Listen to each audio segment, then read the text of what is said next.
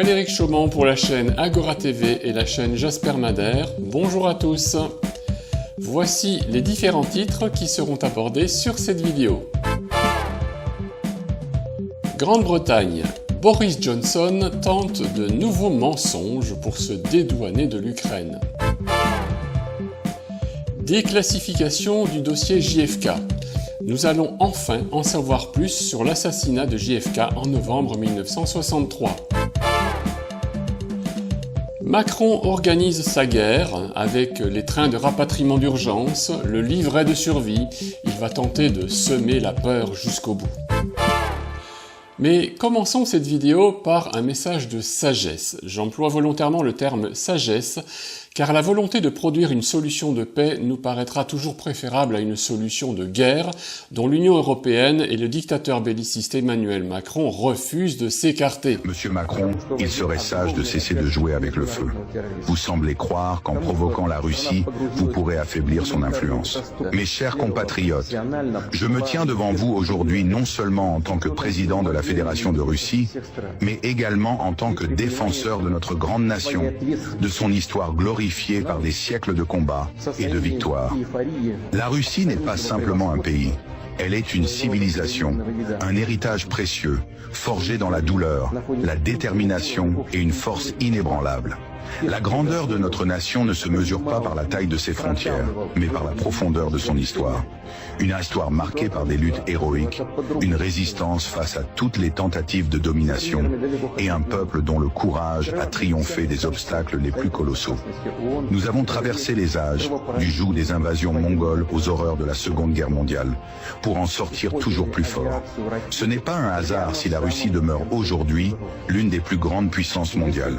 Ce n'est pas une chance, c'est le fruit de la volonté indomptable de notre peuple, de notre capacité à surmonter l'adversité. Cependant, il semble que certains dans le monde, et plus particulièrement en Europe, n'aiment pas encore appris ces leçons essentielles. Je fais ici référence au président français, Emmanuel Macron, qui par ses provocations incessantes et ses déclarations irréfléchies, cherche à défier la Russie. Il semble oublier l'histoire, il semble oublier les principes élémentaires de respect et de souveraineté nationale. Mais je suis ici pour lui rappeler une vérité qu'il semble négliger. La Russie n'est pas un pays à sous-estimer. La Russie n'est pas un pays à provoquer. Monsieur Macron, il serait sage de cesser de jouer avec le feu. Vous semblez croire qu'en provoquant la Russie, vous pourrez affaiblir son influence. Vous vous trompez gravement. La Russie a traversé les siècles. Elle a survécu aux pires épreuves et sa résilience est aujourd'hui plus forte que jamais. Notre peuple est uni, déterminé et prêt à défendre, contre vent et marée, ses intérêts et sa souveraineté. Il est impératif que vous compreniez une chose, Monsieur Macron. L'histoire de la Russie n'est pas une simple suite d'événements passés. Elle est un modèle de résistance, de courage et de dignité. Notre pays a toujours su repousser les invasions, faire face aux plus grandes puissances du monde et émerger victorieux. Nous avons triomphé contre les plus puissants empires, contre les armées les mieux équipées, et notre nation a toujours su préserver son indépendance. À ceux qui, comme vous, Monsieur Macron, semblent ignorer cette force intérieure de la Russie, je dis, respectez cette puissance. Ne mettez pas en péril la stabilité mondiale par des manœuvres qui sont à la fois imprudentes et dangereuses. Vous ne pouvez pas, et vous ne devez pas, sous-estimer la détermination de la Russie à défendre ses frontières et ses intérêts. Nous avons toujours cherché à maintenir la paix, à œuvrer pour la stabilité. Mais cela ne signifie en aucun cas que nous resterons passifs face à l'agression. La Russie n'a pas l'intention de se laisser intimider par les attaques verbales ou les tentatives de déstabilisation. Nous avons les moyens de défendre notre nation et nos valeurs. La Russie ne se soumettra jamais à des pressions extérieures et nous continuerons à protéger notre peuple et notre héritage. Je vous conseille, Monsieur Macron, de reconsidérer vos actions. Ne testez pas la patience d'un peuple qui, à travers les siècles, a su faire face aux pires défis. N'oubliez pas que la Russie est la patrie des tsars, des héros, de l'armée rouge, de l'héritage de nos ancêtres, qui ont toujours défendu la grandeur de notre nation. Vous ne pouvez pas jouer avec la Russie comme avec un autre pays. Nous sommes un géant endormi. Mais si vous nous provoquez, soyez prêts à en assumer les conséquences. L'histoire ne se répète pas, mais elle se souvient. Et vous, Monsieur Macron, devriez vous en souvenir. Votre arrogance et vos provocations n'atteindront que la détermination d'une nation qui a su triompher du passé et qui triomphera encore. Vive la Russie, vive notre indépendance et que la paix règne, mais sur nos termes. Merci. Il s'y croit vraiment, le petit caporal Macron. Il commence à lancer ses petits soldats sur le champ de bataille ukrainien. Et c'est en chef de guerre qu'il prépare la population à prendre un maximum de précautions pour apprendre à nous protéger d'un éventuel assaut nucléaire. Il nous faut des piles pour nos lampes, des boîtes de conserve et des bouteilles d'eau, des bougies et une trousse de secours, bien sûr. Monsieur Macron. Oh oui, Monsieur Macron. Et si vous arrêtiez de terroriser les Français avec une guerre que vous voulez absolument déclencher, alors que Poutine et Trump sont toujours en train de négocier une solution de paix? Depuis quand la Russie est-elle une menace pour la France? Depuis quand peut-on voir une ligne de front russe aux portes de nos frontières? Où sont les armes russes, soi-disant, braquées vers la France? Cela fait des années que les Ukrainiens du Donbass se font pilonner par les nazis ukrainiens. Elle est là, la réalité. Je m'adresse maintenant aux anti-Poutine et aux anti-Trump. Nous avons besoin de savoir ce qui vous motive à préférer les solutions de guerre prônées par Emmanuel Macron, tout en sachant que l'ouverture des hostilités aboutirait à un résultat absolument catastrophique. Envoyez-nous vos témoignages écrits et même vos témoignages vidéo, pourquoi pas. Nous pourrons, avec votre accord bien sûr, publier sur nos prochaines vidéos. Envoyez-nous tout ça à cette adresse email. Je vous en remercie d'avance. Faisons maintenant un petit état des lieux sur la nation souveraine France. Nous ne pouvons ignorer que Moscou a la possibilité technique d'effacer une ville française dans son entier en quelques minutes seulement. D'ailleurs, quand BFM TV nous dit la vérité, nous en profitons. Petite leçon concernant le missile Oreshnik, une technologie de pointe, fabrication russe. Accrochez-vous. Voilà, et ce fameux missile balistique, on va en parler un peu plus en détail avec vous, Général Jérôme Pellistrandi. Bonsoir, merci d'être avec nous. On va commencer par une image. Cette image qui nous montre ce fameux missile, cette nouvelle arme impressionnante. Expliquez-nous ce qu'on voit ici à l'écran. Alors, on voit un très gros missile sur un véhicule gros porteur. Donc, vous voyez, dans le cylindre ici, on a ce missile. Alors, ce sont des missiles à vocation nucléaire. Ils doivent porter des têtes nucléaires. Et c'est pour ça qu'ils sont assez larges. Ils ont un diamètre très large parce que dedans, il y a plusieurs têtes. Avec différentes caractéristiques. Exactement. Alors, ces missiles, ils ont une portée de 3 000 à 5 000 km, ça veut dire que depuis la Russie, ils peuvent taper, bien sûr l'Ukraine, c'est ce que l'on a vu, mais ils peuvent taper aussi d'autres pays, notamment européens. Alors, la trajectoire, on va en parler justement, donc de 3 000 à 5 500 km. Si on remonte à la journée de jeudi, cette fameuse frappe dont on a beaucoup parlé sur Dnipro qui se trouve ici. Alors là, on voit que la distance n'était que de 1100 environ kilomètres. Question simple, pourquoi utiliser une arme qui va aussi loin sur une distance si courte? Parce qu'il s'agit, c'est d'envoyer un message, de faire une démonstration. D'autant plus que Vladimir Poutine a dit qu'il s'agissait du test d'un missile. Grandeur nature. Grandeur nature.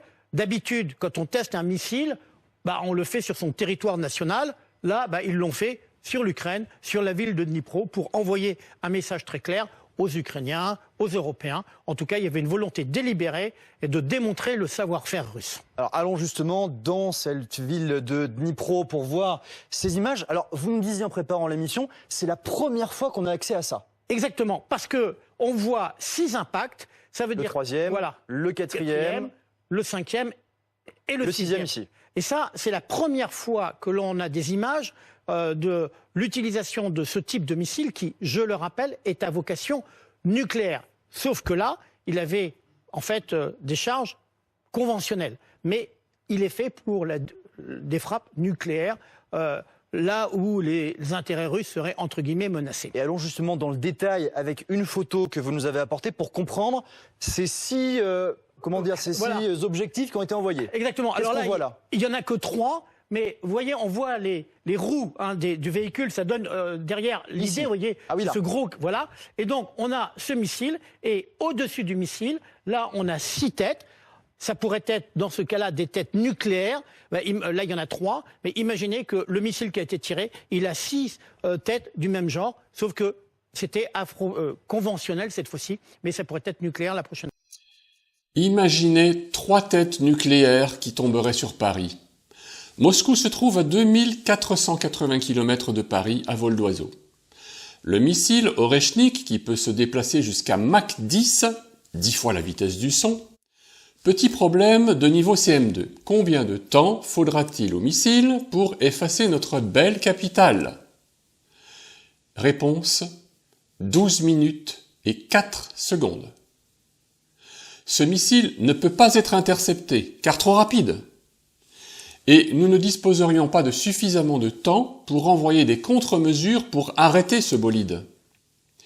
Si Poutine appuie sur le bouton pour supprimer Paris, très clairement, 12 minutes plus tard, la belle cité la plus romantique du monde fera partie de l'histoire du passé. Est-ce bien cela que nous voulons? Bien évidemment, nous pensons que Poutine, qui est toujours à la recherche d'une solution de paix, n'en arrivera jamais à cette solution extrême, heureusement pour nous. Mais stratégiquement, nous ne pouvons ignorer que c'est quand même possible. Partant de ce principe, il est évident que nous devons mettre un terme d'urgence à la folie belliqueuse de Macron et aussi faire en sorte que jamais l'État fédéral européen ne voit le jour. Ursula von der Leyen se voit très bien en chef de guerre. Elle est bien décidée à lever son armée européenne en imposant un enrôlement obligatoire pour toute personne en bonne santé, avec, ne l'oublions pas, une enveloppe colossale de 800 milliards d'euros trouvés sous le sabot d'un cheval. Et là, je me tourne une fois de plus vers Monsieur Florian Philippot. Monsieur Philippot, je le rappelle, pour ceux qui n'en seraient pas encore informés, vous souhaitez virer Macron. Très bonne idée. Vous avez compris également l'urgence du Frexit. Super, très bonne idée aussi. Que proposez-vous prochainement? Une nouvelle manifestation sur Paris le 29 mars, la semaine prochaine, à Paris. Départ du cortège à 14h, place du Palais Royal. Vous voyez, je vous fais de la pub. Et ensuite, quelle est la suite des festivités? Et si on arrêtait de jouer, non? Vous pensez qu'il faut virer Macron? Des millions de citoyens sont d'accord avec vous. Que proposez-vous pour que ce fou furieux soit enfin arrêté avant samedi prochain? Vous avez plusieurs centaines de milliers d'adhérents qui payent assidûment leurs cartes. Quelles directives ou conseils allez-vous leur donner pour concrétiser cette action urgente? Vous pensez qu'il faut quitter l'Union européenne aussi? Là aussi, il y a des millions de citoyens qui sont parfaitement en osmose avec vous. Ah, j'en suis sûr. Là aussi, je vous pose la question, Monsieur Philippot. En dehors d'organiser des manifestations, quelles directives ou conseils allez-vous donner à vos adhérents pour concrétiser cette action tout aussi urgente?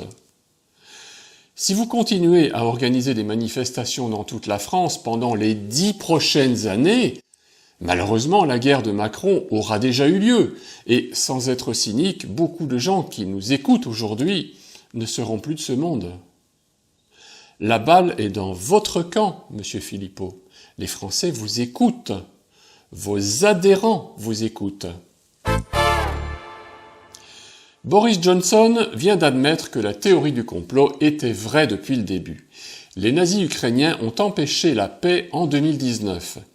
La guerre en Ukraine, souvent présentée comme un conflit local, cache en réalité une machination bien plus large. Derrière le discours de la paix et les accords signés, se cachent des acteurs internationaux qui ont joué un double jeu. Boris Johnson, Angela Merkel, François Hollande, sous l'influence présumée de la CIA, ont sciemment saboté les accords de Minsk, poussant l'Ukraine dans une spirale de violence. Aujourd'hui, Johnson tente de se dédouaner en rejetant la faute sur les nationalistes ukrainiens. Mais les faits sont têtus et les responsabilités sont lourdes. Les accords de Minsk, une mascarade pilotée depuis l'Occident. En 2014 et 2015, les accords de Minsk étaient censés apporter une solution pacifique au conflit dans le Donbass. Pourtant, dès le départ, ces accords étaient voués à l'échec. Angela Merkel et François Hollande, alors aux commandes de l'Allemagne et de la France, ont joué un rôle clé dans cette comédie.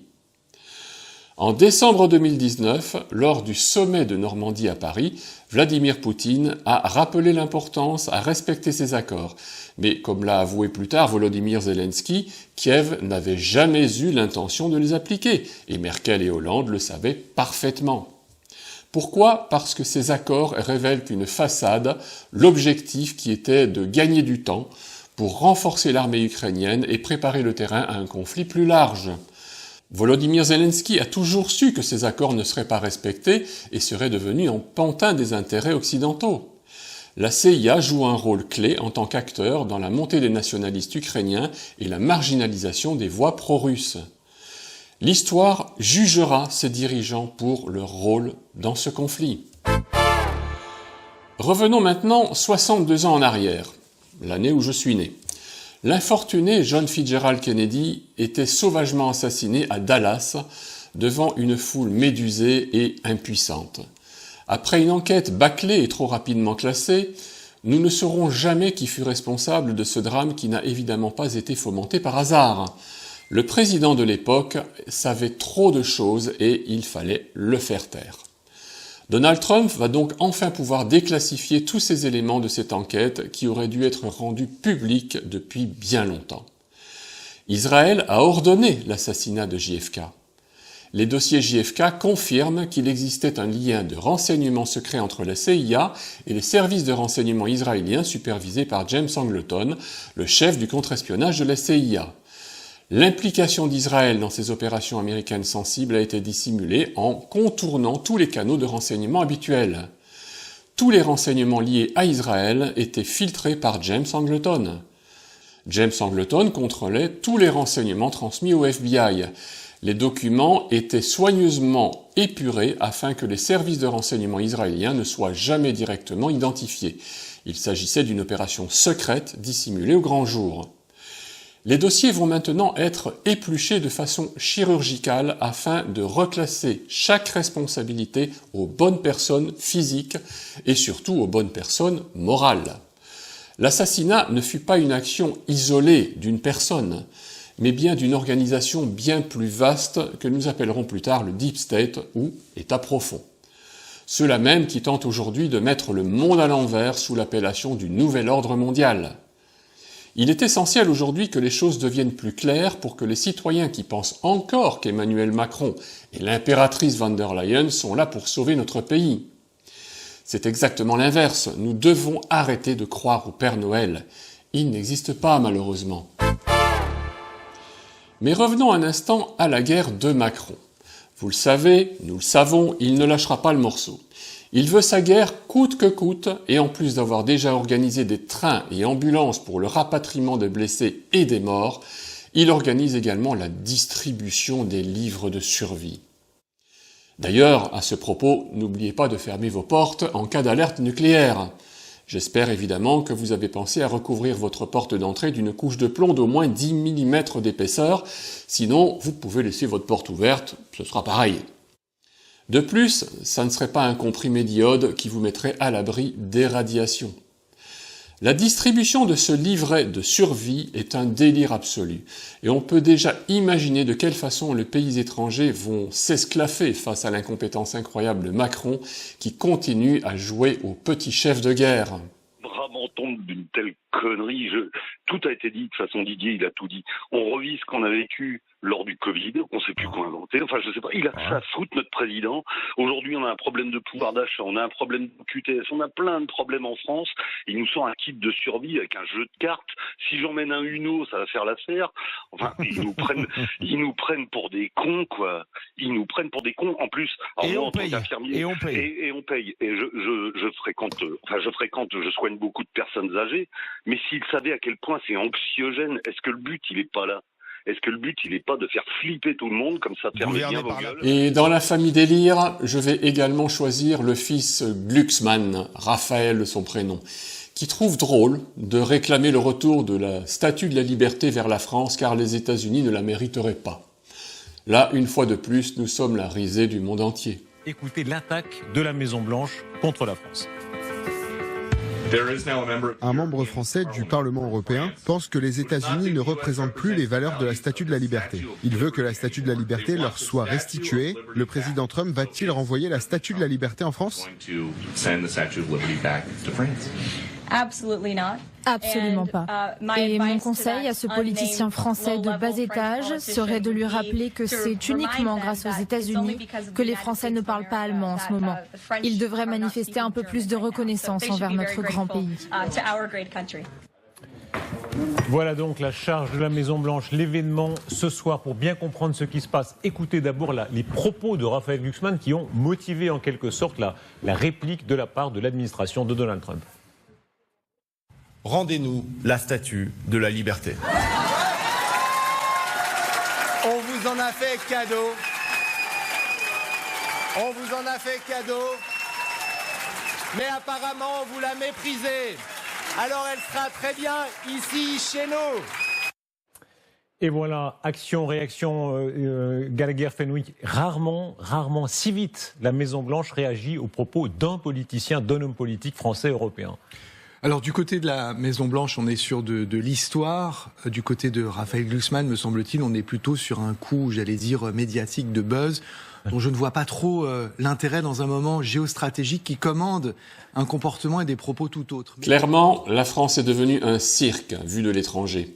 Et nous passons de plus en plus pour des clowns, car nous en sommes réellement entourés. Mais le clown le plus dangereux en France reste Emmanuel Macron. Et nous espérons évidemment que Monsieur Florian Philippot nous a trouvé une super solution pour nous en débarrasser. Oui, je sais, je fais une fixation sur Florian Philippot, mais ça fait longtemps que cet homme politique donne beaucoup d'espoir à ses militants qui sont toujours de plus en plus nombreux et qui sont totalement dévoués à sa cause. Beaucoup de bénévoles sont très actifs dans le groupe des Patriotes pour aider la logistique des manifestations.